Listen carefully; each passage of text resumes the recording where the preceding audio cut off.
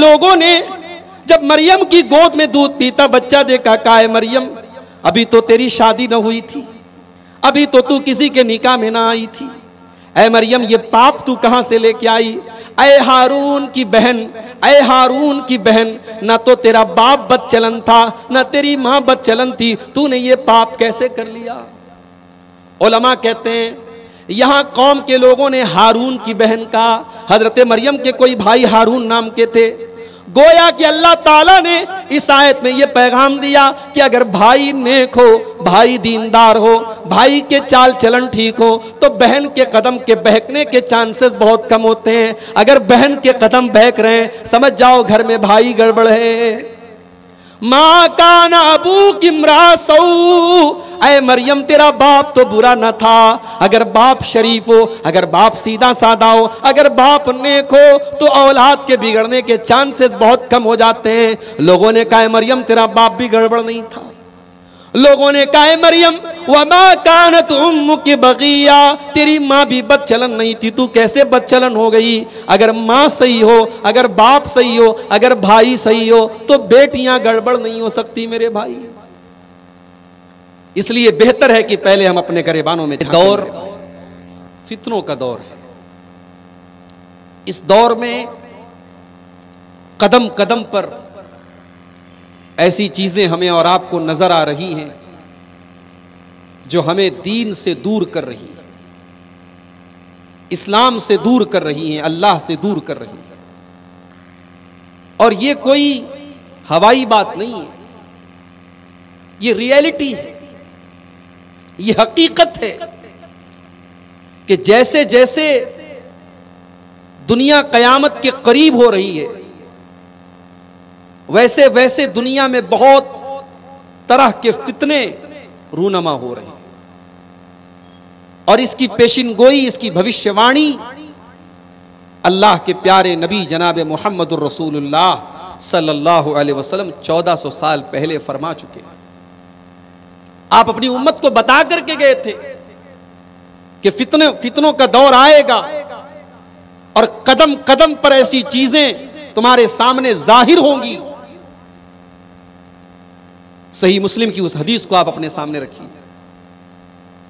अल्लाह के प्यारे नबी फरमाते हैं बादिरू बिला माली फितनन का क़ितइल लैलिल मुज़लिम, बादिरू बिला माली फितनन, ऐ मेरी उम्मत के लोगों तुम अमल करने में जल्दी करो, इससे पहले कि फितनों का दौर आ जाए, इससे पहले कि तरह तरह के फितने पैदा हो जाएं, तुम अमल करने में जल्दी कर लो। इतने सारे फितने पैदा होंगे, आपने फरमाया कक़ितइल लैलिल मुज़लिम, जैसे अंधेरी रात में आसमान में सिर्फ अंधेरे ही अंधेरे नजर आते हैं, अंधेरी रात में अंधेरे के टुकड़े जैसे नजर आते हैं। ऐ मेरी उम्मत के लोगों, कयामत के पहले एक ऐसा दौर आएगा जब बहुत सारे फितने तुम्हारे सामने जाहिर होंगे, इतने खतरनाक फितने पैदा होंगे। आपने फरमाया युस्बिहुर रजुलु मोमिनन व युमसी काफिरा, सुबह को एक इंसान मुसलमान होगा, शाम को काफिर हो जाएगा। युमसी मोमिनन व युस्बिहु काफिरा, और शाम को मोमिन होगा और सुबह को काफिर हो जाएगा। यानी ईमान की वैलिडिटी 12 घंटे की भी नहीं होगी, 12 घंटे भी ईमान सलामत नहीं रहेगा, ईमान की वैलिडिटी 12 घंटे भी नहीं रहेगी। शाम को मोमिन है, सुबह को काफिर है, सुबह को मोमिन है, शाम को काफिर। ऐसा क्यों होगा? क्या लोगों की गर्दनों पर तलवार रखी जाएगी? क्या लोग गन पॉइंट पर इस्लाम को छोड़ देंगे? आपने फरमाया नहीं, यबीउ दीनहु बिअरज़िम मिनद दुनिया, यबीउ दीनहु बिअरज़िम मिनद दुनिया, दुनिया के चंद टकों के बदले लोग अपने दीन का सौदा कर लेंगे। लोग दुनिया की दौलत के पीछे भाग करके, दुनिया की दौलत के पीछे पड़ करके अपने दीन को बेच डालेंगे, अपने दीन का सौदा कर लेंगे। और अब तो उससे भी 2 कदम हम आगे बढ़ गए। अब प्यार, इश्क, मोहब्बत के नाम पर भी दीन का सौदा हो रहा है। तो ये फितरों का दौर है मेरे भाई, और अल्लाह के नबी ने फितरों की भविष्यवाणी पहले ही कर दी थी। सही बुखारी की उस रिवायत को आप अपने सामने रखिए। अल्लाह के प्यारे नबी मदीना की एक पहाड़ी पर चढ़ते हैं। आपके साथ हजरत ओसामा बिन ज़ैद रजी अल्लाह तआला अन्हु भी है।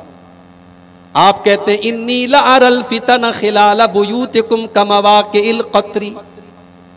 ऐ मेरे सहाबा, मैं वो दौर भी देख रहा हूं जब तुम्हारे घरों में तरह तरह के फितने पैदा हो जाएंगे, जब आसमान से बारिश होती है और बारिश के कतरे जिस तरीके से तुम्हारे घरों पर पड़ते हैं, जब बारिश हो रही हो खिड़की बंद कर लें, दरवाजे बंद कर लें, तब भी बौछार का पानी तो कुछ ना कुछ अंदर आ ही जाता है। आपने फरमाया कमवाकिल क़त्री खिलाल बुयूतिकुम, जिस तरीके से बारिश के कतरे तुम्हारे घरों में पहुंच जाते हैं, ऐ मेरी उम्मत के लोगों, फितनों का दौर आएगा और तरह तरह के फितने तुम्हारे घरों के अंदर पैदा हो जाएंगे।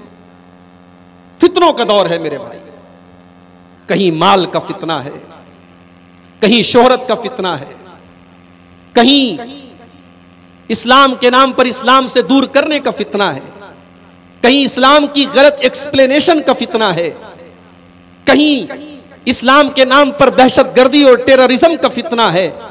तरह तरह के फितने पैदा हो रहे हैं और उन्हीं फितनों में एक बहुत बड़ा फितना जो इस वक्त मुस्लिम समाज को दरपेश है वो है इर्तिदाद का फितना। इर्तिदाद का मतलब क्या होता है? एक इंसान इस्लाम कबूल करने के बाद, इस्लाम के अंदर दाखिल होने के बाद इस्लाम से नफरत करने लगे या इस्लाम से दूर हो जाए या इस्लामी शरीयत के उसूलों का इनकार करे या जिन चीज़ों को इस्लाम के अंदर फ़र्ज कहा गया है, कंपलसरी कहा गया है, ज़रूरी कहा गया है, उनका इनकार कर दे, इस फितने को इर्तिदाद का फितना कहा जाता है। और ये जो इर्तिदाद का फितना है, ये फितना भी अल्लाह के नबी ने फरमाया था मेरी उम्मत के अंदर पैदा होगा। और आपने और कुरान और सुन्नत ने यह भी हमें और आपको बताया कि इस्लाम के दुश्मनों का एक बहुत बड़ा मिशन होगा कि तुम्हें आज इर्तिदाद के रास्ते पे लेके जाएं, तुम्हें इस्लाम से हटा दें।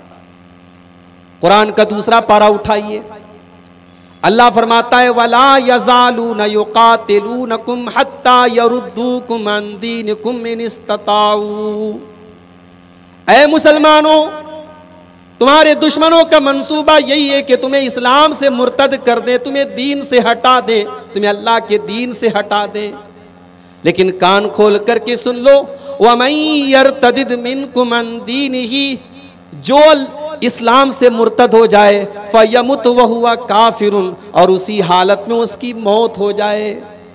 जो इस्लाम के अंदर आने के बाद मुर्तद हो जाए और उसी मुर्तद होने की हालत में, उसी कुफ्र की हालत में उसकी मौत हो जाए, अल्लाह फरमाता है फउलाइका हबितत आमालुहुम फिद दुनिया वल आखिरा, उनके तमाम के तमाम अमाल दुनिया और आखिरत में बर्बाद हो जाएंगे। उनकी कोई नेकी अल्लाह रब्बुल आलमीन के यहाँ नेकी नहीं मानी जाएगी, क्योंकि ईमान तो सबसे पहली कंडीशन है। ईमान के बगैर अल्लाह ताला के यहाँ किसी नेकी का कोई वजूद ही नहीं है। उनकी नेकियां, उनके आमाल बर्बाद हो जाएंगे। व उलाइका अस्हाबुन नार हुम फिया खालिदून, और वही लोग जहन्नम में जाएंगे और हमेशा हमेश जहन्नम में रहेंगे। इर्तिदाद जहन्नम का रास्ता है मेरे भाई। दुनिया में भी जिल्लत और रुसवाई का रास्ता है और आखिरत में भी जहन्नम का रास्ता है। नबी के दौर में भी हमें ऐसे वाकयात मिलते हैं जब लोग मुर्तद हुए तो दुनिया में भी उनका अंजाम बुरा हुआ और आखिरत में तो जो होगा होगा। बुखारी शरीफ की उस हदीस को अपने सामने रखिए। अल्लाह के नबी के दौर में एक इंसान आता है, इस्लाम कबूल करता है, पढ़ा लिखा था। अल्लाह के नबी पढ़े लिखे लोगों की बड़ी कद्र करते थे। नबी अकरम की सीरत में हमें यह चीज भी मिलती है कि पढ़े लिखे लोगों की आप कद्र करते थे और उनकी तालीम का, उनकी शिक्षा का आप सही इस्तेमाल करते थे। आजकल जनगणना का काम चल रहा है, परिवार सर्वेक्षण का काम चल रहा है। बनारस में मदरसों के टीचरों को भी ये काम दिया गया, हमारे मदरसे की भी एक टीचर को ये काम दिया गया और उसको कंप्यूटर पर डाटा फीडिंग करने का काम मैं कर रहा था। अब जाहिर है पूरे इलाके का सर्वेक्षण हो रहा है, हिंदू मुस्लिम सबका हो रहा है। जब सर्वे का डाटा मैं फीड कर रहा था तो मैंने ये बात महसूस की कि मुसलमानों में अक्सरियत गुर्बत तो है, गरीबी है, गरीबी रेखा के नीचे गुजारने वाले जिंदगी एक बड़ी तादाद में लोग हैं, मुसलमानों में भी है, गैर मुस्लिमों में भी है। मगर मैंने फर्क ये देखा कि मुसलमानों में अक्सर परिवार के मुखिया अशिक्षित, परिवार में 8 मेंबर हैं तो पता ये लगा लड़कियां तो कुछ भी, चलो कुछ थोड़ी बहुत पढ़ी लिखी है, कोई हाई स्कूल है, कोई इंटर है, लड़के अशिक्षित, कोई 2 तक, कोई 5 तक। लड़कों में और मर्दों में तालीम का तनासुब बहुत कम है। और उसके मुकाबले में गैर मुस्लिम परिवारों में जो गरीब फैमिली है, मैंने देखा कि उनके बच्चों और बच्चियों में लड़का और लड़की, लड़की साहब ग्रेजुएशन कर रही है और लड़का भी जो है वो इंजीनियरिंग कर रहा है। गरीब परिवार की बात कर रहा हूं। ये फर्क मैंने सर्वे का डाटा भरते हुए ये बात मैंने महसूस की। हमारी कौम को मेरे भाई तालीम पर ध्यान देने की जरूरत है। हमारे प्राइम मिनिस्टर साहब ने एक नारा लगाया था, बेटी पढ़ाओ बेटी बचाओ। मैं उसमें एक नारा थोड़ा सा और जोड़ देता हूं, बेटी के साथ साथ आप बेटे को भी पढ़ाओ।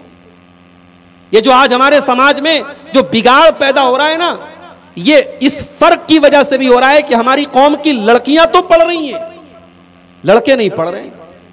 हम लड़कियों की तालीम पर खर्च कर रहे हैं, लड़कों की तालीम पर हम खर्च करना नहीं चाह रहे।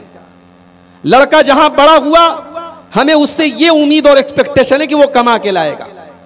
हम पढ़ाई कैसे कराएंगे? पढ़ाई में तो खर्च करना पड़ेगा, हमें तो उससे कमाई चाहिए। इस सोच को बदलने की जरूरत है मेरे भाई। और अगर आपने इस सोच को नहीं बदला तो अंजाम बहुत भयानक होगा। आपकी कौम की बेटियां जब कल हाई क्वालिफाइड और हाई एजुकेटेड होंगी, जब उनको अपनी जोड़ के रिश्ते और लड़के इस कौम में नजर नहीं आएंगे, तो बड़ी आसानी से उन्हें अपने ट्रैप में फंसा करके, उन्हें इश्क और मोहब्बत के जाल में फंसा करके कोई किसी भी रास्ते पे लेकर चला जाएगा और उनके लिए जाना बहुत आसान काम हो जाएगा। तो आप बेटियों की तालीम के साथ साथ बेटों की तालीम पर भी तवज्जो दीजिए। 10th का रिजल्ट आता है, हम खुश हो जाते हैं, हमारी कौम की बेटियों ने बाजी मार ली। अखबार में बड़े बड़े मोटे मोटे हुरूफ में हेडिंग आती है, लड़कियों ने बाजी मार ली। मुबारकपुर की फला लड़की ने नीट का एग्जाम पास कर लिया, मऊ की फला लड़की ने 12th में सबसे आला नंबर हासिल कर लिया। हमारी कौम की बेटियों ने हमारा नाम रोशन कर दिया। मैं पूछता हूं, हमारी कौम के बेटे कहां गए? बेटे मर गए? इस कौम के बेटों का बस यही काम है कि रात को हेडफोन लगा के रात भर गाना सुने, मुंह में गुटखा खा करके बदतमीजी से बात करें। इस मोहल्ले के हमारे बुजुर्ग बैठे हैं, एक वो दौर था, अगर कोई लड़का सिगरेट पी रहा हो, मोहल्ले का कोई बड़ा बूढ़ा गुजर रहा हो, उस बड़े बूढ़े को देख करके सिगरेट फेंक देता था। हमारे मोहल्ले के दादा जा रहे हैं, बड़े जा रहे हैं, हाजी साहब जा रहे हैं, इनके सामने हम सिगरेट नहीं पी सकते, इनके सामने हम गुटखा नहीं खा सकते। एक वो दौर था।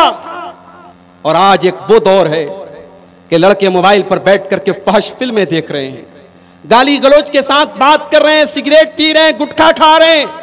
मोहल्ले के बुजुर्ग, मोहल्ले के बूढ़े वहां से गुजरते हैं और चुपचाप सर झुका करके गुजर जाते कि कोई 2-4 कमेंट हम पर ना हो जाए, 2-4 जुमले हम पर छीटाकशी ना हो जाए, अपनी इज्जत बचा करके सर झुका के चले जाते हैं। और किसी शायर ने बड़ी सच्ची बात कही थी, सबल कर गुफ्तगू करना बुजुर्गों कि अब बच्चे पलट कर बोलते हैं। अब ये हालात हैं कि बुजुर्गों को संभल के बोलना पड़ता है, क्योंकि अब बच्चे हर बात का जवाब पलट करके देते हैं। मेरे भाइयों, अपनी कौम के बेटों पर भी आप तवज्जो दीजिए। मसला सिर्फ बेटियों का नहीं है। आज लोग कहते हैं मौलवी साहब इस पर जरूर तकरीर कीजिएगा, मुबारकपुर में बड़े केस हो रहे हैं, मऊ में बड़े केस हो रहे हैं। और दर्द इस बात पर हो रहा है कि कल उन घरों से लड़कियां भाग रही थीं जहां पर्दा नहीं था, जहां घर में दाढ़ी वाले नहीं थे, जहां घर में नमाजी नहीं थे। अब उन घरों से ये वाकयात हो रहे हैं जहां रातों में तहज्जुद पढ़ी जाती है, जहां फजर की नमाज पढ़ी जाती है, जहां घर से कोई लड़की बगैर नकाब के नहीं निकलती। आज उन घरों में ये वाकयात हो रहे हैं। अफसोस की बात यह है मेरे भाई, शर्म की बात यह है। और मैं बताऊं, ये लड़कियां जो आज जिनके कदम बहक रहे हैं, हमें सिर्फ इन लड़कियों को टारगेट नहीं करना चाहिए, हमें इस पर भी नजर रखनी चाहिए लड़कियों का बाप कैसा है, लड़कियों का भाई कैसा है, लड़कियों के घर में जेंट्स कैसे हैं। आप आम के बबूल का पेड़ बो करके आम नहीं तोड़ सकते मेरे भाई। घर के गार्जियन और घर के मर्दों की तरबियत, उनके जरिए घर जन्म लेता है और घर मजबूत बनता है। कुरान करीम में अल्लाह ताला ने हजरत ईसा अलैहिस्सलाम का वाकया बयान किया। ईसा अलैहिस्सलाम बगैर बाप के पैदा हुए, अल्लाह ने अपनी कुदरत से हजरत मरियम को बगैर शौहर के मिलाप के, बगैर मर्द के मिलाप के हजरत मरियम प्रेग्नेंट हुई और बच्चा पैदा हुआ उनको। दुनिया इस बच्चे को ईसा मसीह के नाम से जानती है। बेटा पैदा हुआ, हजरत ईसा जब पैदा हुए मां ने उनको गोद में लिया और गोद में लेकर के जब अपनी कौम के पास से गुजरी तो कुरान कहता कालू या उख्ता हारूना मा काना अबूकी इम्रा सौइन व मा कानत उम्मुकी बगिया। लोगों ने जब मरियम की गोद में दूध पीता बच्चा देखा, काए मरियम अभी तो तेरी शादी न हुई थी, अभी तो तू किसी के निकाह में ना आई थी। ऐ मरियम ये पाप तू कहां से लेके आई? ऐ हारून की बहन, ऐ हारून की बहन, ना तो तेरा बाप बदचलन था ना तेरी मां बदचलन थी, तूने ये पाप कैसे कर लिया? उलमा कहते हैं यहां कौम के लोगों ने हारून की बहन कहा, हजरत मरियम के कोई भाई हारून नाम के थे। गोया कि अल्लाह ताला ने इस आयत में यह पैगाम दिया कि अगर भाई नेक हो, भाई दीनदार हो, भाई के चाल चलन ठीक हो तो बहन के कदम के बहकने के चांसेस बहुत कम होते हैं। अगर बहन के कदम बहक रहे हैं समझ जाओ घर में भाई गड़बड़ है। माँ काना अबूकी इम्रा सौ, ऐ मरियम तेरा बाप तो बुरा न था। अगर बाप शरीफ हो, अगर बाप सीधा साधा हो, अगर बाप नेक हो तो औलाद के बिगड़ने के चांसेस बहुत कम हो जाते हैं। लोगों ने कहा मरियम तेरा बाप भी गड़बड़ नहीं था। लोगों ने कहा मरियम वमा कानत उम्मुकी बगिया, तेरी माँ भी बदचलन नहीं थी, तू कैसे बदचलन हो गई? अगर माँ सही हो, अगर बाप सही हो, अगर भाई सही हो तो बेटियां गड़बड़ नहीं हो सकती मेरे भाई। इसलिए बेहतर है कि पहले हम अपने गरेबानों में झांके। लड़कियों को हम बाद में कोसें, पहले हम एक गार्जियन की जिम्मेदारी हम किस हद तक निभा रहे हैं हम इस पर गौर करें। अभी हमारे बड़े अब्बा का इंतकाल हुआ, परसों 3 रोज पहले की बात है। हमारे बड़े वालिद, हमारे वालिद के सबसे बड़े भाई का इंतकाल हुआ, जो हम लोग बड़े अब्बा उनको बोलते थे, उनका इंतकाल हुआ। इंतकाल के बाद घर में बैठे हुए थे, हमारे बड़े अब्बा के लड़कों ने हमसे कहा मौलवी साहब हम अपने अब्बा के लिए क्या कर सकते हैं? यानी ये बड़ी अच्छी बात है कि औलाद के अंदर ये फिक्र हो कि बाप की जिंदगी में भी उन्होंने बाप की खिदमत की और बाप के इंतकाल के बाद भी ये फिक्र है कि हम अपने बाप के लिए क्या कर सकते हैं। तो औलाद को ऐसा बनाओ कि आपकी जिंदगी में भी वो आपकी खिदमत करे और मरने के बाद भी आपके लिए वो सदका करे, आपके लिए दुआ करे। जिस औलाद के लिए आपने जमीन और जायदाद बनाई, जिस औलाद के लिए आपने प्रॉपर्टी बनाई, अगर वो औलाद इस लायक नहीं है कि अपने बाप का जनाजा खड़ी होकर के पढ़ सके, अपने बाप के लिए मगफरत की दुआ कर सके, तो ऐसी औलाद से बे औलाद मर जाना बेहतर है मेरे भाई। बे औलाद मर जाओ मगर ऐसी औलाद मत छोड़ के जाओ जो आपके हक में दुआ भी ना कर सके। और एक बात कान खोल करके सुन लो, आज लोग औलाद के लिए बहुत कुछ करते हैं। मैं तो गवर्नमेंट टीचर हूं, हमारे यहाँ LIC वाले दौड़ते रहते हैं, मौलवी साहब आपकी कितनी बेटियां? मैंने कहा 3 बेटियां हैं। अरे आप बेटी के बाप हैं? अच्छा, बेटी के बाप पर समाज इतना मेंटल प्रेशर डाल देता है, बेचारा बच्चियां अभी छोटी हैं, बाप टेंशन में रहता है। अब LIC वाले दौड़ते हैं, अच्छा आपकी बेटियां हैं, अरे तो आपको ये पॉलिसी ले लेनी चाहिए, आपकी बेटियां जब कल 20 साल की हो जाएंगी उनको पढ़ाना है, लिखाना है, शादी करना है। बेटियों के लिए आज लोग LIC लेते हैं, बच्चों के लिए लोग जमीन जायदाद खरीदते हैं। मैं कहता हूं दुनिया का सबसे बड़ा इन्वेस्टमेंट अपनी औलाद के लिए यह है मेरे भाइयों कि अपने आप को नेक बना लो, अपने आप को नेक बनाओ, अपने किरदार को अच्छा बनाओ। अगर आप नेक हैं, आपका किरदार अच्छा है, आपका कैरेक्टर अच्छा है, आपका अमल अच्छा है, अल्लाह की कसम आपकी औलाद के लिए इससे बड़ा कोई इन्वेस्टमेंट नहीं है। कुरान करीम का 16वां पारा उठाइए, अल्लाह ने हजरत मूसा अलैहिस्सलाम का और हजरत खजिर का वाकया बयान किया। हजरत मूसा और खजिर दोनों जा रहे हैं, एक बस्ती के पास से गुजर हुआ। बस्ती वाले बड़े कंजूस थे, मक्खी चूस थे, बड़े बखील थे। ये दोनों बेचारे भूखे प्यासे थे, इन्होंने खाना मांगा, बस्ती में किसी ने खाना नहीं खिलाया। दोनों एक दीवार में टेक लगा के बैठे थे। अचानक हजरत खजिर ने देखा दीवार, एक मकान की दीवार गिरने वाली है। हजरत खजिर उठे और दीवार को सीधा कर दिया। अल्लाह ने उनको जिस्मानी एतबार से ताकतवर बनाया था, उन्होंने हाथ से अपने सीधा कर दिया। क़ाला लौ शीता लत्तख़ज़्ता अलैहि अजरा। हजरत मूसा ने कहा, ऐ खज़िर, आप अगर चाहते तो इनसे पहले पैसा ले लेते, इनसे मजदूरी ले लेते। ये बड़े बखील लोग हैं, इन्होंने हमको एक गिलास पानी तक न पूछा, आपने फ्री में इनकी दीवार क्यों ठीक कर दी। जब हजरत खज़िर ने अपने इस काम की हकीकत बयान की कि ये काम मैंने अल्लाह के हुक्म से किया था, तो उन्होंने जवाब दिया, व अम्मल जिदारु फ़कान लिग़ुलामैनि यतीमैनि फ़िल मदीनति व कान तहतहु कंज़ुल लहुमा व कान अबूहुमा सालिहा। ऐ मूसा, वो दीवार जो गिरने वाली थी वो 2 यतीम बच्चों के मकान की दीवार थी। उस मकान के अंदर 2 यतीम बच्चे रहा करते थे। उनका बाप दुनिया से जा चुका था, उनका बाप मर चुका था। वकाना अबूहुमा सालिहा, और ऐ मूसा, उन दोनों बच्चों का बाप बहुत नेक इंसान था, बहुत मुत्तकी इंसान था, नेक इंसान था। अल्लाह ताला ने उस नेक बाप ने अपने बच्चों के लिए दीवार के नीचे खजाना छुपा करके रखा था। अगर दीवार गिर जाती, खजाना बाहर आ जाता, कौम के लोग लूट के चले जाते। अल्लाह ने उस नेक बाप के बच्चों का खजाना लुटने न दिया। अल्लाह ने मुझे हुक्म दिया, मैंने दीवार को गिरने से बचाया, ताकि कल जब वो बच्चे जवान हो जाएं अपने बाप का खजाना हासिल कर लें। अल्लामा इब्न कसीर रहमतुल्लाह अलैह इस आयत की तफसीर में लिखते हैं कि बच्चों की नेकी का जिक्र नहीं है, बच्चे नेक नहीं थे, बच्चों का बाप नेक था। मेरे भाई, आप अगर नेक होंगे, आप दीनदार होंगे, आप मुत्तकी होंगे, अल्लाह तबारक व तआला आपकी आने वाली नस्लों की हिफाजत करेगा, आपकी ज़मीन व जायदाद की हिफाजत करेगा। बनारस के एक बहुत बड़े व्यापारी कश्मीर जाते हैं। आज से 30-40 बरस पहले का वाक़या है। हमारे ख़ानदान के थे, बड़े ख़ास थे, मैं नाम नहीं लूँगा। कश्मीर जाते हैं बिजनेस के सिलसिले में। कश्मीर जाते हैं, रास्ते में ट्रेन में एक आदमी मिलता है, चिकनी चुपड़ी बातें बना करके उनको अपने फेवर में ले लेता है। और हाजी साहब बेचारे इतने इंप्रेस होते हैं उस नौजवान से।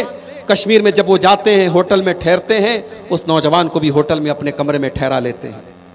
इसीलिए कहते हैं ना, किसी पर आंख मूंद के भरोसा नहीं करना चाहिए, अपनी औलाद पर भी आंख मूंद के भरोसा नहीं करना चाहिए। आज ये भी हो रहा है, मौलवी साहब हमें अपनी बिटिया पर भरोसा है। इस्लाम भरोसा करने की तालीम देता है, मगर आंख मूंद के भरोसा मत कीजिए। जिन घरों की लड़कियां आज भागी हैं, उनके माँ बाप ने भी भरोसा किया था। किसी पर आंख मूंद के भरोसा मत कीजिए मेरे भाई। हाजी साहब ने भरोसा कर लिया नौजवान के ऊपर, लाखों का माल लेके गए थे, होटल की चाबी उसको दे दी। हाजी साहब नमाज पढ़ने के लिए गए, वापस आए, नौजवान भी गायब, लाखों का माल भी गायब। हाजी साहब कश्मीर के पुलिस स्टेशन पहुंचते हैं, थाने पर पहुंचते हैं। थाने पर दारोगा से कहते हैं, FIR लिखिए, मेरा इतने लाख का माल गायब है, एक नौजवान था, उसका ये हुलिया है, उसने मेरा माल चुराया है। थानेदार ने, पुलिस स्टेशन पर जो ऑफिसर था, उसने FIR दर्ज कर ली, लेकिन बड़ी मायूसी के लहजे में कहा, हाजी साहब इतना बड़ा कश्मीर है, वो पता नहीं माल लेकर अब तक कहां चला गया होगा, मुश्किल है आपके माल का मिलना। हाजी साहब ने एक ही जुमला कहा था, इंस्पेक्टर साहब उस माल की ज़कात में निकाल के आया, उस माल की ज़कात में निकाल के आया हूं, मुझे अपने रब की ज़ात पर मुकम्मल भरोसा है, मेरा माल बर्बाद नहीं हो सकता, मेरा माल ज़ाया नहीं हो सकता। बहरहाल पुलिस ने अपनी कार्रवाई की, 24 घंटे के अंदर चोर भी पकड़ा गया, सारा माल भी बरामद हुआ। ये भरोसा होता है मेरे भाई। रब्बुल आलमीन अपने नेक बंदों की मदद करता है। आपके माल की, आपके अहलो अयाल की, आपकी जमीन और जायदाद की अल्लाह हिफाजत करेगा जब आप खुद दीनदार होंगे। इर्तिदाद का फितना जो इस वक्त पूरी उम्मत को, और खास तौर से इस वक्त हमारे मुल्क में जो ये फितना दरपेश है, इस फितने की गहराई में भी अगर हम जाएंगे तो कहीं ना कहीं हमें अपनी कमियां और कोताहियां नजर आएंगी मेरे भाई। आज आप गौर करें, घरों में, आज जिन घरों में इर्तिदाद का मसला पेश आया, उसकी शुरुआत कहां से हुई? आपकी लड़की फेसबुक चला रही है, आपकी लड़की व्हाट्सएप चला रही है, आपकी लड़की इंस्टाग्राम चला रही है, किसी से इश्क कर रही है, किसी से मोहब्बत कर रही है। घर में मां कभी प्यार से बात नहीं करती, बाप ने कभी मोहब्बत से देखा नहीं है, और वो कोई पराया लड़का है, कोई नौजवान है, वो मोबाइल पर उसको आई लव यू बोल रहा है, मोहब्बत से बातें कर रहा है, उसकी खूबसूरती की तारीफ कर रहा है। वो उसके चंद अल्फाज पे लट्टू हो जाती है। और ये इश्क और मोहब्बत का खुमार ऐसा चढ़ता है कि वो लड़की अपने माँ बाप की इज्जत को ही नहीं, अपने मजहब और अपने इस्लाम को भी भूल जाती है। इसीलिए इस्लाम ने बड़ी सख्ती के साथ ये हुक्म दिया है कि किसी भी गैर महरम लड़के के साथ लड़कियों को तन्हाई न दी जाए। एक औरत और एक मर्द तन्हाई में न मिले। अगर तन्हाई में गैर महरम मर्द और एक गैर महरम लड़की मिलेंगे तो अल्लाह के नबी फरमाते तीसरा शैतान होगा। मेरे प्यारे भाइयों, आज सोशल मीडिया के दौर में आज प्राइवेसी सबके पास हो गई। लड़की किससे बातें कर रही है किसी को नहीं मालूम, इंस्टाग्राम पर किससे चैटिंग हो रही है नहीं मालूम, व्हाट्सएप पर किससे बातें हो रही हैं नहीं मालूम। आज गैर महरम लड़के और लड़कियों का मिलना बिल्कुल आसान हो गया। और इसीलिए आज ये ज़िनाकारी के वाक़यात पेश आ रहे हैं, बदकारी के वाक़यात पेश आ रहे हैं। सबसे पहले इसके ऊपर रोक लगाओ। मेरे प्यारे साथियों, इश्क और मोहब्बत के ये मामलात इसलिए भी पेश आ रहे हैं क्योंकि आप अपने घर में अपने बच्चों को टाइम नहीं दे रहे हैं। दिन भर लोग थके आ रहे अपने काम में लगे रहते हैं। शाम को जब घर पर पहुंचते हैं, बच्चे अलग मोबाइल की दुनिया में मगन है, बीवी अलग मोबाइल की दुनिया में मगन है और बाप अलग मोबाइल की दुनिया में मगन है। मेरे भाइयों, अपने बच्चों को मोबाइल के हवाले न करो, अपने बच्चों को मोबाइल के हवाले न करो। बच्चों को बाप का प्यार दो, बच्चों को माँ का प्यार दो। बच्चों को आज बाप का प्यार नहीं मिल रहा है, बच्चों को माँ का प्यार नहीं मिल रहा है। बच्चा रो रहा है, मोबाइल थमा दिया। बच्चा खाना नहीं खा रहा है, मोबाइल थमा दिया। मोबाइल के जरिए बच्चों की परवरिश मत करो, बच्चों को माँ का प्यार दो, बच्चों को बाप का प्यार दो। अरबी का एक शायर कहता है, लईसल यतीम मन इंतहा अबवाहु मिन हम्मिल हयाति व खल्लफाहु जलीला। अरे यतीम वो नहीं है जिसके माँ बाप उसे दुनिया में यतीम छोड़ के चले गए हों। इन्नल यतीमा हुवल्लज़ी तल्का लहु उम्मन तखल्लत वबम मशगूला। अरे यतीम तो वो है जिसकी माँ के पास उसके लिए टाइम ना हो, जिसके बाप के पास उसके लिए टाइम ना हो। अपने बच्चों के लिए टाइम निकालो मेरे, बच्चों को प्यार दो, मोहब्बत दो। लड़कियों को खास तौर से, बेटियों को खास तौर से उन्हें मोहब्बत के साथ उनके साथ पेश आओ। बाप होने का मतलब ये नहीं कि बेटियां अगर जवान हो जाएं, बड़ी हो जाएं तो बाप अपनी बेटियों को मोहब्बत से उनसे बात ना करें। क्या आप प्यारे नबी सल्लल्लाहु अलैहि वसल्लम से बेहतरीन बाप हैं क्या? अल्लाह के नबी 4 बेटियों के बाप थे, मगर बेटियों से कितना प्यार करते थे आप। हजरत आयशा फरमाती हैं, जब आपकी बेटी अम्मा आयशा फरमाती कि जब आपकी बेटी हजरत फातिमा आपसे मिलने के लिए आती थी, अल्लाह के नबी खड़े हो जाते थे। अपनी बेटी के इस्तकबाल में, अपने बेटी के स्वागत में अल्लाह के प्यारे हबीब खड़े हो जाते थे और अपनी बेटी की पेशानी को चूम लेते थे और अपने बाजू में, अपने बगल में जहां आप बैठते थे वहां अपनी बेटी को बिठाते थे। नबी ने बेटियों से प्यार किया है मेरे भाई। घर में अगर प्यार की कमी हुई, घर में मोहब्बत की कमी हुई, घर में तवज्जो की कमी हुई तो लव ट्रैप के जाल में फंसना बहुत आसान हो जाएगा। मेरी इस बात को तजर्बे की रोशनी में मैं बता रहा हूं, नोट कर लीजिए आप। अगर इश्क और मोहब्बत के जाल से अपनी बेटियों को बचाना चाहते हैं तो उन्हें प्यार दीजिए आप बचपन से अपने। और बेटे और बेटियों में फर्क मत कीजिए। बेटों का अपना काम है, बेटियों का अपना काम। हमने तो समाज में देखा, बेटों से ज्यादा बेटियां अपने माँ बाप की वफादार होती। कितने बेटों को तो हमने देखा कि बेटा है, माँ बाप बीमार है, बेटों को कोई मतलब नहीं। बेटी अपने ससुराल में, माँ का फोन गया, बेटा तेरे अब्बा की तबीयत बहुत खराब है, बेटी सारे काम दाम छोड़ के चली आती है। बेटा उसी घर में रहता है, बाप बीमार है, बेटे को इतनी तौफीक नहीं कि अपने बाप को जाकर के हाल चाल ले सके। अपने बाप का दवा इलाज करना तो बहुत दूर की बात है। तो बेटियों को आप कम मत समझिए, बेटे बेटियों दोनों से प्यार कीजिए। दूसरा बहुत बड़ा मसला लड़कियों के इर्तिदाद की बहुत बड़ी वजह यह है मेरे भाइयों, वालिदैन की लापरवाही, वालिदैन की बेतवज्जोही। आप सिर्फ प्यार न करें, जहां सख्ती करने का मौका है वहां सख्ती भी कीजिए। मैं कहता हूं मेरे नबी बच्चों से कितना प्यार करते थे। मेरे नबी ने कभी बच्चों पर हाथ नहीं उठाया। मेरे नबी की पूरी सीरत उठा के देखिए, आपने कभी किसी बच्चे पर हाथ नहीं उठाया।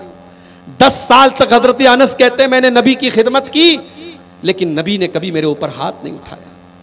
लेकिन वही अल्लाह के नबी फरमाते मुरू औलादकुम बिस्सलाति वहुम अबनाउ सबीन, जब तुम्हारे बच्चे 7 साल के हो जाएं तो नमाज का हुक्म दो, वज़रिबूहुम अलैहा वहुम अब्नाउ आशिर, और जब तुम्हारे बच्चे 10 साल के हो जाएं और नमाज न पढ़े तो उनकी पिटाई करो, उनको मारो।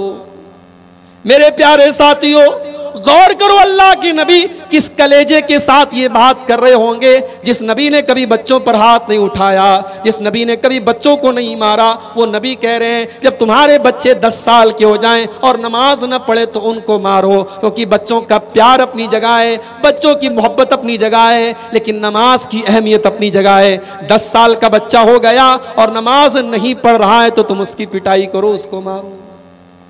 और आगे अल्लाह के नबी क्या फरमा रहे हैं, वफ़र्रिक़ू बैनहुम फिल मज़ाजे, जब तुम्हारे बच्चे बच्चियां 10 साल के हो जाएं तो उनके बिस्तर अलग कर दो। 10 साल के हो गए, अब फिजिकल चेंजेस आने लगे, अब हार्मोनल चेंजेस आने लगे, अब लड़कियां जवान होने लगी, लड़के जवान होने लगे, अब एक बिस्तर पे एक चादर में उनका सोना मुनासिब नहीं, उनके बिस्तर अलग कर दो, उनकी चादरें अलग कर दो। अल्लाह अकबर। बच्चे 10 साल के भाई अभी हमारी नजर में मासूम है, लेकिन शरीयत के अहकाम वहां से शुरू होते हैं जहां से आपका दिमाग नहीं पहुंच सकता।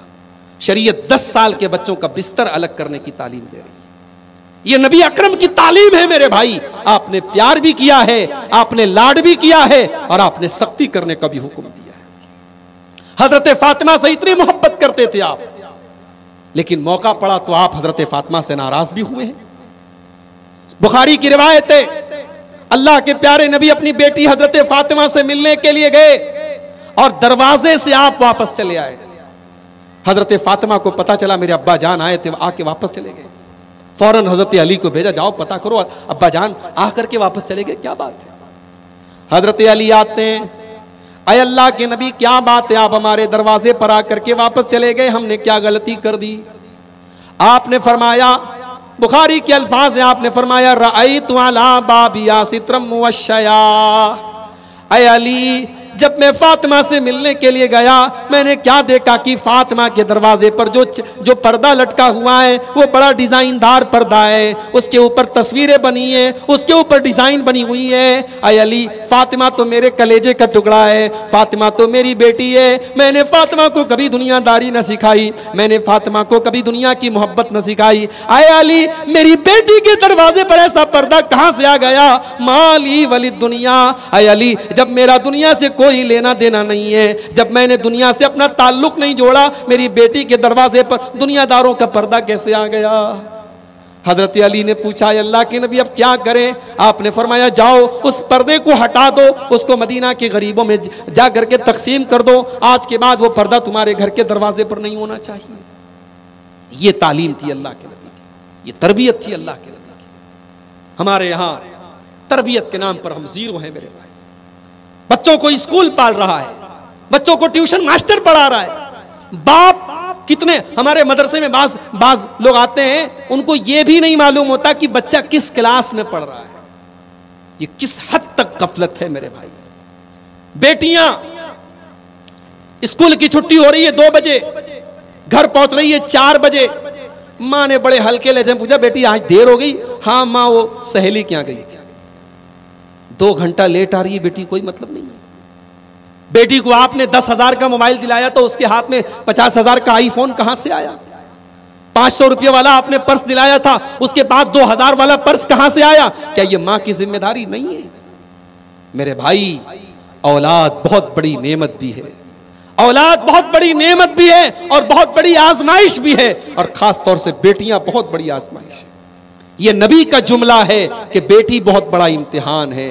अल्लाह के नबी फरमाते हैं मनिबतुलिया मिनहा ज़हिल बनाती शैया, जिसको अल्लाह ताला बेटी दे करके इम्तिहान ले, जिसका इम्तिहान अल्लाह ताला बेटी दे करके लेता है और इस इम्तिहान में वो खरा उतर जाता है, कुन्न लहू सित्रम मिनन नार, वो बेटियां अपने माँ बाप को जहन्नम की आग से बचाने का काम करती हैं। आपकी बेटी अगर आपने बाप होने का हक निभाया, अगर आपने माँ होने का हक निभाया, आपकी बेटी आपको जहन्नम की आग से बचाने का काम करेगी। आपके बेटे आपके लिए नजात का जरिया बनेंगे। लेकिन अगर आपने बाप होने का हक ना निभाया, आपने माँ होने का हक ना निभाया, आपने अगर अपनी औलाद को सही तालीम और तरबियत नहीं दी, तो कान खोल करके सुन लो, ये औलाद आपके हक में आपके गले की हड्डी बन जाएगी, आपके लिए बहुत बड़ी मुसीबत बन जाएगी।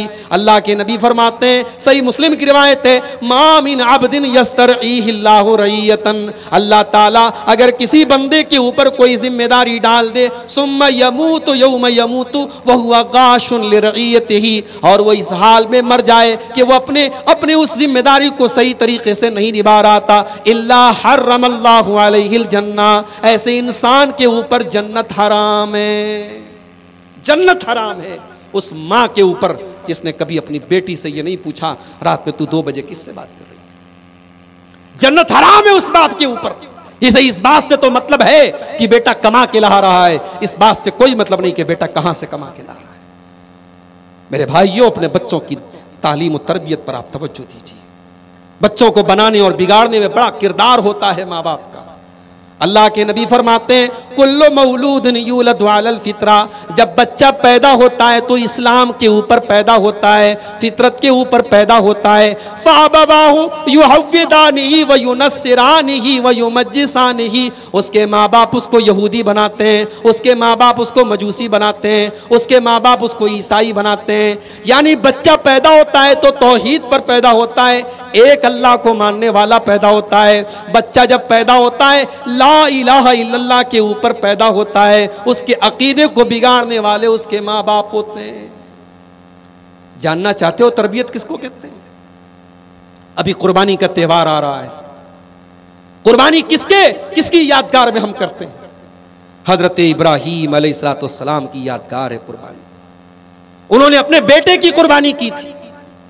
कभी आपने गौर किया कि जब अल्लाह तबारक व तआला ने हजरत इब्राहीम को यह हुक्म दिया कि अपने बेटे की कुर्बानी कर दो, उस वक्त इब्राहीम रहते थे फलस्तीन में, बेटा रहता था अपनी मां के साथ मक्का में।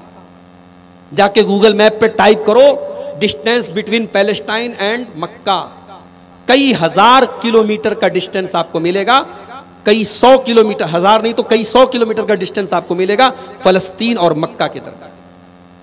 यानी बाप रहता है फलस्तीन में और बेटा अपनी मां के साथ रहता है मक्का में।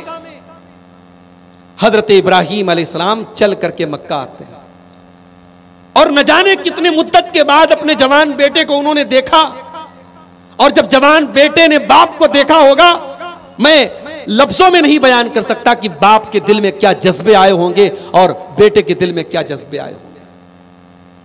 बाप ने बेटे को देखा, काला या बुनैया इन्नी अरा फिल मनामी अन्नी अज़बहुका फंजुर माज़ा तरा, ऐ मेरे बच्चे, ऐ मेरे बेटे इस्माइल, मैंने ख्वाब देखा है कि मैं तुझे ज़बा कर रहा हूं। ये नहीं कहा कि अल्लाह का हुक्म है, ये नहीं कहा कि अल्लाह का फरमान है, बल्कि पूरा सही सच्चा वाकया बता दिया। ऐ मेरे बच्चे, मैंने ख्वाब देखा है कि मैं तुझे ज़बा कर रहा हूं, फंजुर माज़ा तरा, तो तू बता दे तेरी क्या राय है। यहां पे रुक जाइए। क्या वाकई में इब्राहीम अलैहिस्सलाम अपने बेटे की राय लेना चाहते थे? नहीं, उन्हें राय लेने की जरूरत नहीं थी।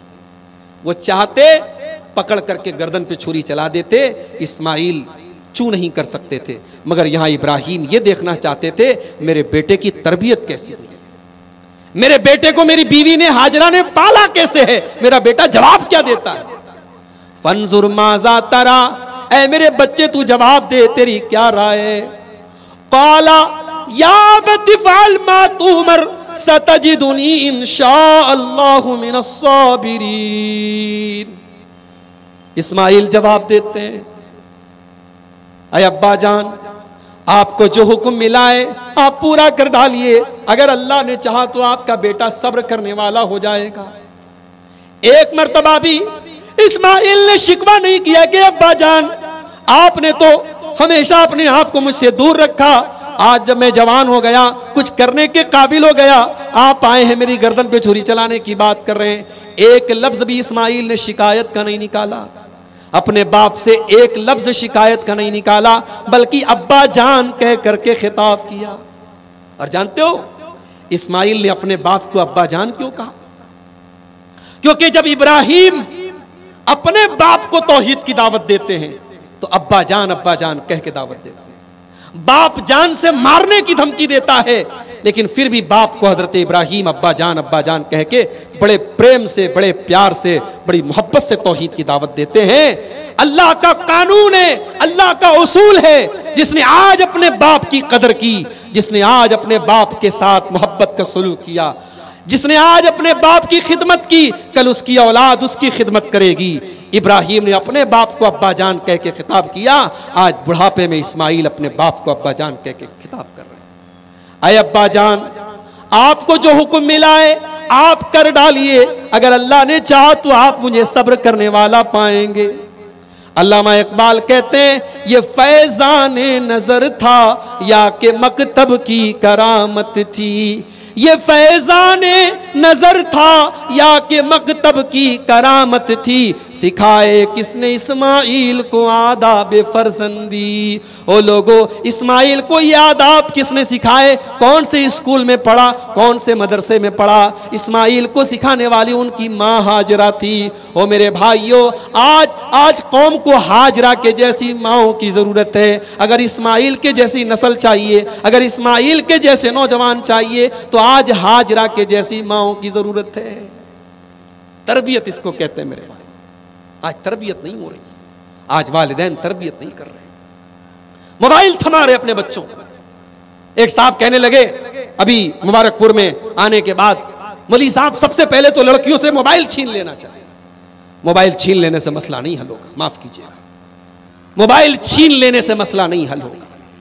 और यह भी कान खोल के सुन लीजिए, घर से आपकी लड़की नकाब में निकलती है, पर्दे में निकलती है, इससे भी मसला नहीं हल होगा। आपकी लड़की को सिर्फ पर्दे में रहना सिखा देने से मसला नहीं हल होगा, ये पर्दे का हुक्म क्यों दिया गया है यह भी मालूम होना चाहिए।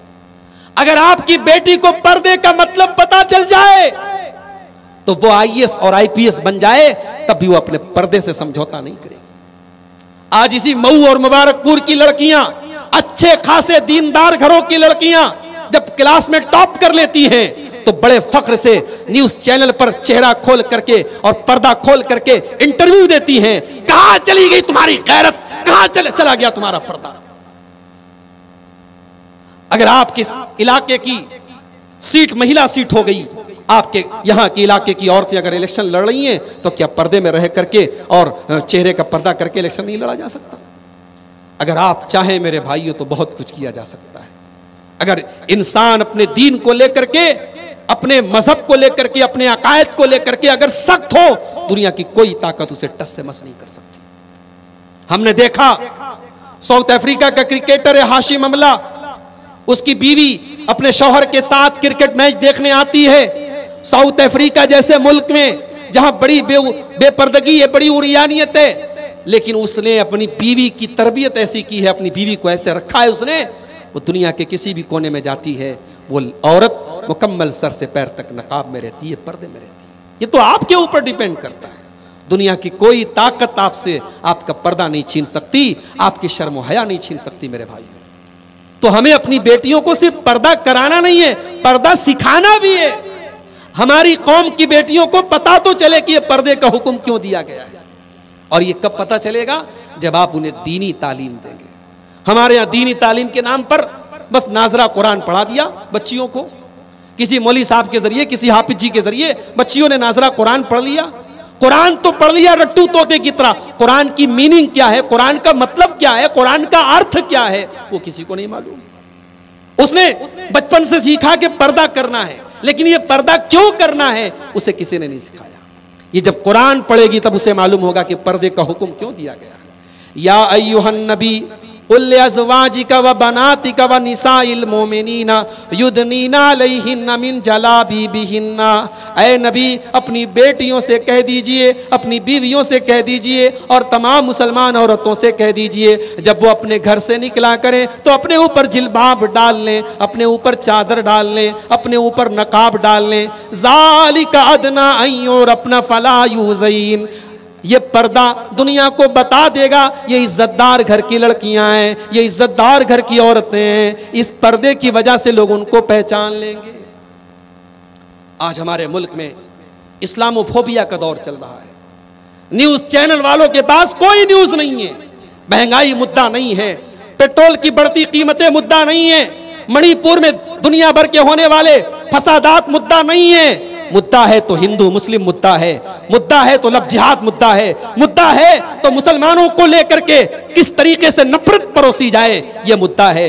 मान लो कोई मुसलमान अगर किसी लड़की को कत्ल करता है तो जरूरत नहीं कि उसके पीछे मजहब जिम्मेदार हो, जरूर कोई भी बहक सकता है। अगर किसी आफताब ने किसी श्रद्धा को मारा था तो अभी मुंबई में किसी मनोज ने अपनी गर्लफ्रेंड को मार करके उसके टुकड़े टुकड़े करके कुकर में पकाया था। मेरे भाइयों, एक तरफ ये कहा जाता है कि जुर्म का कोई मजहब नहीं होता और दूसरी तरफ मीडिया बड़े बड़े बने बनाए एजेंडे के तहत नफरत का एक माहौल पैदा कर रहा है और इस्लामोफोबिया का माहौल पैदा कर रहा है। और इस दौर में धीरे धीरे आप देखिए, अभी हूरों पर बात चल रही है, अभी हूरों पर बात चल रही है। अब बॉलीवुड में ऐसी ऐसी फिल्में बनाई जा रही हैं जिसमें मुसलमानों के खिलाफ नफरत परोसी जाए। अभी 72 हूरों की बात चल रही है और हूरों का मजाक उड़ाया जा रहा है। और अफसोस तो तब होता है जब न्यूज चैनलों पर अपने आप को इस्लामिक स्कॉलर कहने वाले 2 टके के लोग पहुंचते हैं, जिनको इस्लाम का कोई, इस्लाम की शरीयत की ABCD भी नहीं आती, जिनको इस्लाम के बारे में कुछ नहीं पता, उनके नाम के साथ मौलाना लगा हुआ है, उनके नाम के साथ इस्लामिक स्कॉलर लगा है और 1500 रुपये के लिए ये जाकर के डिबेट में मुसलमानों को जलील करने का काम करते हैं। मैं कहता हूं बाइकआउट करो ऐसे न्यूज चैनलों का, नहीं जाना चाहिए। जहां जज भी तुम ही हो, वकील भी तुम ही हो और फैसला भी तुम्हें करना है, वहां जाकर के हम अपने फेवर में अपने हक में बोले भी तो क्या बोले। मेरे भाइयों, ये न्यूज चैनल के जो डिबेट्स हैं ये मुकम्मल एक तरफा होते हैं। अभी एक साहब का डिबेट सुन रहा था, उन्होंने कहा कि भाई हूर किसको कहते हैं? कहा कि हूर का मतलब होता है कोई हैरत वाली चीज। ये हमारे मुबारकपुर के उलमा बैठे हैं, बड़ी इल्मी सरजमीन है, पूछो इनसे हूर का ये मतलब कहां लिखा है भाई, हैरत वाली चीज। ये हूर का बिल्कुल कोई मतलब नहीं है। हूर के बारे में हमारा अकीदा है कि जन्नत में अल्लाह ताला ने औरतों को बनाया है, बड़ी खूबसूरत औरतें हैं, उनकी खूबसूरती का जिक्र कुरान में भी है। अब ये 72 की गिनती लोगों ने अपने मन से बना ली, उनकी गिनती का कोई स्पेसिफिक कोई गिनती नहीं है, लेकिन बहरहाल हूरों पर हमारा ईमान है। हूर हैं, जन्नत में हूरें होंगी। जन्नत और जहन्नम का कॉन्सेप्ट क्या हमारे हिंदू भाइयों के धार्मिक ग्रंथों में नहीं है? क्या बाइबल के अंदर नहीं है? क्या तौरात के अंदर नहीं है? किसी मजहब के अकीदे के साथ खिलवाड़ क्यों? इस मुल्क का संविधान कहता है कि किसी भी अभिव्यक्ति की आजादी के नाम पर किसी के धार्मिक अकायद पर, उसकी आस्था पर चोट नहीं होनी चाहिए। आज हूरों का मजाक उड़ाया जा रहा है और इन हालात की वजह से हमारे बहुत सारे नौजवानों को भी उनके जहन में डाउट्स पैदा होते हैं। उनको लगता है यार ये वाकई में हूर वगैरह का चक्कर कहीं ऐसा तो नहीं कि फर्जी है। याद रखो मेरे भाई, कुरान की आग की शुरुआत इससे होती है, अलिफ लाम मीम ज़ालिकल किताबु ला रैब फीही हुदल लिल मुत्तकीन अल्लज़ीना युमिनूना बिल गैब, कि कुरान पर वो ईमान रखते हैं जो गैब के ऊपर ईमान रखते हैं। हमने जन्नत को नहीं देखा, हमने जहन्नम को नहीं देखा, हमने हूरों को नहीं देखा, हमने जहन्नम का अजाब नहीं देखा, मगर हम ईमान रखते हैं कि अल्लाह के मुत्तकी बंदे जन्नत में जाएंगे, अल्लाह के नाफरमान बंदे जहन्नम में जाएंगे। आज एक एजेंडे के साथ मेरे भाइयों इस्लामी शरीयत का भी मजाक उड़ाया जा रहा है। इस दौर में हमारी जिम्मेदारी क्या है? हमारी जिम्मेदारी ये है कि हम अपने बच्चों को दीन और इस्लाम की जो बेसिक नॉलेज है वो दें।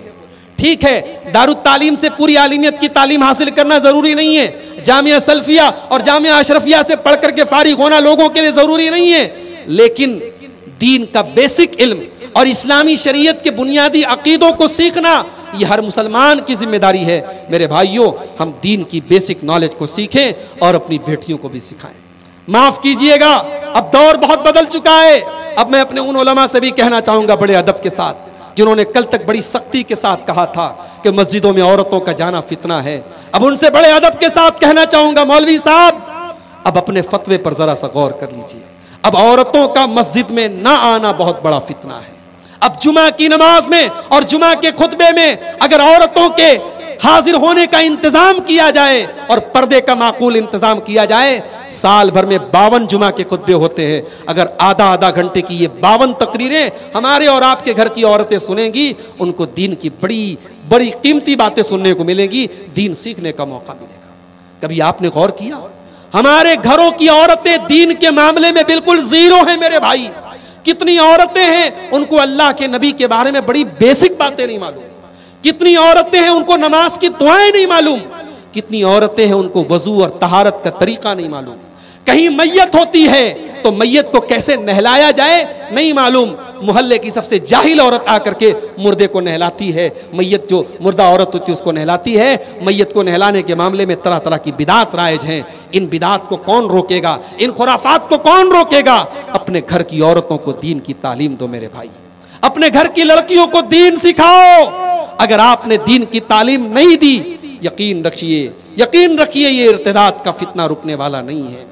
अभी तो बड़ी प्लानिंग के साथ और बड़े मास्टर मैप के साथ काम हो रहा है। अभी तो छिटपुट वाकयात हो रहे हैं। अगर हमने और आपने कंट्रोल नहीं किया और हालात की हसासियत को नहीं समझा, हालात की सेंसिटिविटी को नहीं समझा, तो अभी हालात और ख़राब होंगे। मेरे भाइयों, अपनी कौम की मुर्तद होती बच्चियों को बचा लो। और उसका एक बहुत बड़ा रास्ता मैं बता रहा हूँ, सही वक्त पर शादी करो।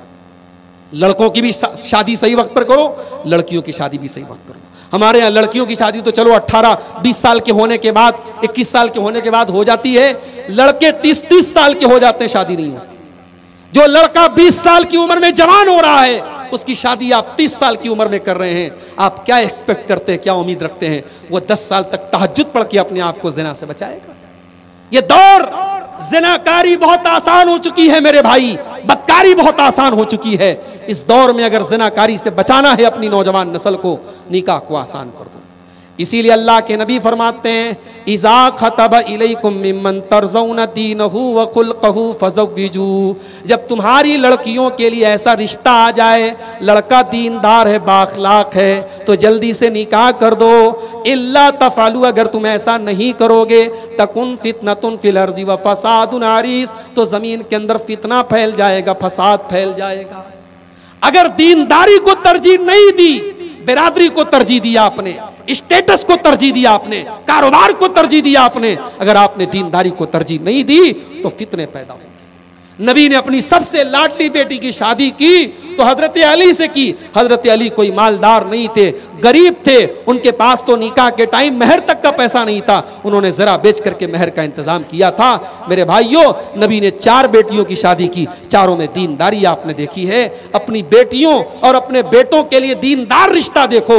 लड़का दीनदार है, थोड़ा कम कमाता है, थोड़ा घर कमजोर है, थोड़ा कारोबार कमजोर है, अगर दीनदार है तो इंशाअल्लाह आपकी बेटी पर कभी जुल्म और सितम नहीं करेगा।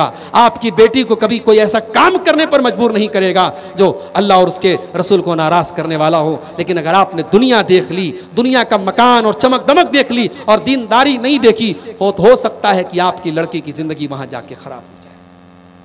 इसी तरीके से इस वक्त एक और बहुत बड़ा मसला चल रहा है, और वो ये है औरतों और लड़कियों से जॉब कराने का मसला। लोग पूछते हैं, मौलवी साहब लड़कियों का जॉब करना कैसा है? पर्दे में रह करके लड़की जॉब कर सकती है, ऐसी जॉब जिसमें गैर महरम से इंटरेक्शन ना हो।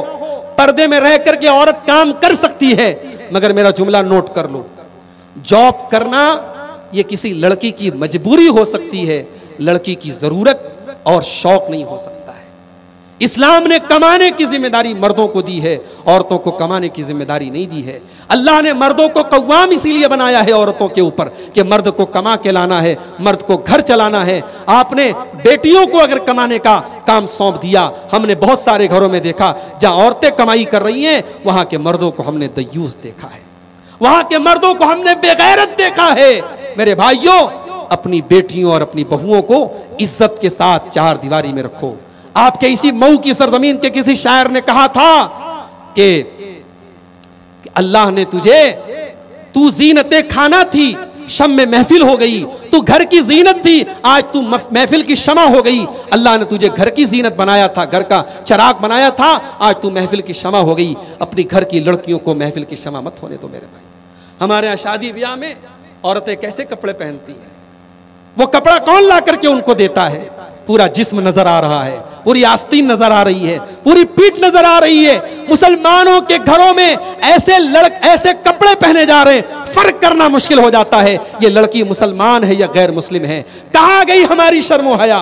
किसी दौर में मुबारकपुर का नाम लिया जाता था, मऊ का नाम लिया जाता था, बनारस का नाम लिया जाता था, पूरे हिंदुस्तान में नहीं पूरी दुनिया में, कि पर्दा देखना हो तो मुबारकपुर में देख लो, पर्दा देखना हो तो मऊ में देख लो, पर्दा देखना हो तो बनारस में देख लो। आज इस पर्दे का जनाजा निकल गया हमारे घरों से। शादी ब्याह के मौके पर ऐसे लिबास और ऐसे कपड़े हमारे यहाँ पहनाए जा रहे हैं, वो कपड़ा पहन करके भी हमारे घरों की लड़कियां नंगी नजर आती हैं। मेरे प्यारे साथियों, दयूस हैं ऐसे बाप, दयूस हैं ऐसे शौहर, दयूस हैं ऐसे भाई जो अपनी बहन बेटियों को ऐसा कपड़ा ला करके देते हैं। अल्लाह के प्यारे नबी ने फरमाया 3 लोग ऐसे होंगे कयामत के दिन रब्बुल आलमीन न तो उनकी तरफ देखेगा, न उनसे बातचीत करेगा, न उनको पाक व साफ करेगा। कौन 3 लोग होंगे? आपने फरमाया अल आक़ु लिवालिदैहि, अपने माँ बाप को सताने वाला, अपने माँ बाप को तकलीफ देने वाला, वल मरअतुल मुतरज्जिला, और मर्दों की नकल करने वाली औरत, और नंबर 3 अद्दयूस,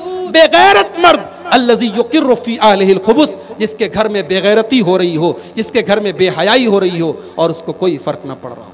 अपने घर की औरतों को ऐसे पर्दे का आदी बनाओ कि वो दुनिया के किसी कोने में चली जाएं, उनको ये एहसास हो कि मुझे बेपर्दा नहीं होना है, मुझे अपनी शर्म हया का लिहाज रखना है। और हमने नबी के दौर में ऐसी औरतों को देखा है, नबी के दौर में ऐसी औरतें नजर आती हैं। जंग के मैदान में एक औरत आती है, उसका बेटा शहीद हो चुका है, औरत जंग के मैदान में शहीदों की लाशों को देख रही है, लेकिन चेहरे को नकाब से ढाके हुए है, चेहरे को चादर से ढाके हुए। किसी ने कहा अम्मा तेरा बेटा शहीद हो गया, तेरा बेटा कत्ल हो गया, और तू चेहरा ढाक के आई है, तू चेहरे को छुपा के आई है, तू नकाब पहन के आई है। तो उस माँ ने जवाब दिया था, उस माँ ने जवाब दिया था, इन्नी रुज़ी तो इब्नी वलम उर्जा हयाई, मैंने बेटा खोया है, मैंने शर्म हया को नहीं खोया है, मेरी शर्म हया नहीं गई है, मेरा बेटा गया है। आज हमारी कौम को ऐसी औरतों की जरूरत है मेरे भाई। अल्लाह की कसम, दिल दुखता है, दिल दुखता है, दिल तड़पता है जब हम सुनते हैं कि हमारी कौम की बेटी मुर्तद हो गई। ये सिर्फ गुस्सा करने की बात नहीं है, ये रोने का मकाम है। एक बेटी हमारी अगर मुर्तद हो रही है, इसका मतलब कि एक परिवार के जहन्नम में जाने का रास्ता तय हो रहा है, एक परिवार पूरा जहन्नम में जा रहा है। मेरे भाइयों, हमने तो नबी के दौर में ऐसी औरतों के वाक़यात पढ़े थे जिन्होंने दीन और ईमान बचाने के लिए अपनी जान दे दी थी। हमने हजरत सुमैया का वाक़या पढ़ा था कि सुमैया रज़ी अल्लाह ताला अन्हा को उनके जवान बेटे के सामने, उनके शौहर के सामने जब नंगा कर दिया जाता है, बेआबरू कर दिया जाता है, और जालिम अबू जहल कहता है कि ऐ सुमैया, अगर तूने ईमान को नहीं छोड़ा, तूने मोहम्मद का दीन नहीं छोड़ा, तो ऐ सुमैया तेरे जवान बेटे के सामने तेरी शर्मगाह पर हमला करके हम तुझे खत्म कर देंगे, बड़े बदतरीन तरीके से, बड़े हयासोस तरीके से तुझे कत्ल कर देंगे। सुमैया ने मुस्कुराते हुए कहा, अगर इस शहादत के बदले मुझे जन्नत मिल रही है तो ये सौदा कोई महंगा सौदा नहीं है। सुमैया ने अपनी जान अल्लाह की राह में कुर्बान कर दी, और बड़ी बेदर्दी से सुमैया को शहीद कर दिया गया, मगर सुमैया ने इस्लाम से कॉम्प्रोमाइज़ नहीं किया, तौहीद से कॉम्प्रोमाइज़ नहीं किया। हमारी कौम की तारीख तो ऐसी औरतों के वाक़यात से भरी पड़ी है मेरे भाई। मेरे नौजवानों, आज बहुत सारे नौजवानों के बारे में हम देखते हैं और वीडियोस भी देखते हैं कि वो किसी टॉर्चर में आकर, किसी के जुल्म में आकर आज जुबान से कुफरिया कलमात बोल देते हैं, या दूसरों को खुश करने के लिए ऐसी बात बोल देते हैं जो अल्लाह को नाराज करने वाली है। मगर हमने तारीख में हजरत बिलाल का वाक़या पढ़ा था। बिलाल कोई हैंडसम तो नहीं थे, बिलाल कोई खूबसूरत और स्मार्ट तो नहीं थे, बिलाल काले कलूटे थे, और अरब के तपते हुए सहरा पर बिलाल को लिटाकर बिलाल का मालिक उमैया इब्न खल्फ उनके सीने पर गर्म पत्थर रख देता था और बिलाल से कहता था, ऐ बिलाल तू मोहम्मद का दीन छोड़ दे, हम तुझे टॉर्चर करना छोड़ देंगे। बिलाल तेरा जिस्म तो स्याह है, तेरा बदन तो काला है, मगर बिलाल तेरे सीने में धड़कने वाला दिल वो ईमान से लबरेज है, वो मोहम्मद रसूलुल्लाह की मोहब्बत से भरा है। बिलाल की पीठ अरब के तपते हुए सहरा पर पिघल रही है, बिलाल का सीना गर्म पत्थर से दबा जा रहा है, मगर बिलाल की जुबान से एक ही सदा निकलती है, अहद अहद, मेरा रब एक है, मेरा अल्लाह एक है, मेरा माबूद एक है। हमने तो ऐसे वाक़यात पढ़े हैं मेरे भाई। हमने तारीख में सुहैब रूमी का वाक़या पढ़ा। सुहैब रूमी जब मक्का से मदीना जाने लगे, अपनी जिंदगी भर का सारा माल, सारी दौलत इकट्ठा करके जब जाने लगे, मक्का के काफिरों ने पकड़ा, कहाँ जा रहे हो? कहा मदीना जा रहा हूं, अपने नबी के पास जा रहा हूं। कहा है सुहैब, जब तुम मक्का में आए थे तो गरीब थे, गरीब थे, फकीर थे, हमारे पास कुछ नहीं था, आज सारी दौलत लेकर के मदीना जा रहे हो, हम तुम्हें जाने नहीं देंगे।